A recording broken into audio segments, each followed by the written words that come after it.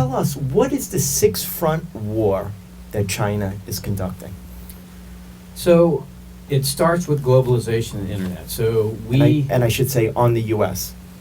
on the open system, Okay. on the open system. So when you look at the way globalization works, there's an expectation that that all nations are going to essentially adhere to a set of rules, and so when you have that philosophy and you bring in nations that don't actually intend to comply with the rules, then you create an ability where they have engineered the system to take advantage of it in a way that allows them to gain benefit.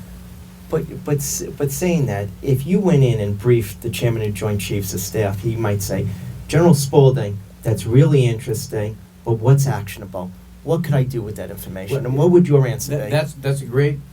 That's almost what he said. Okay. Because when I gave the briefing, because I gave the briefing to almost all the 4-stars in the Department of Defense, they didn't say that. They said, "Oh shit," number one, and number two, that's not my job. Right. So Okay, then I went to Commerce, and I went to Okay. Treasury, and I went to DOJ, I went to FBI, I went to the State Department, right?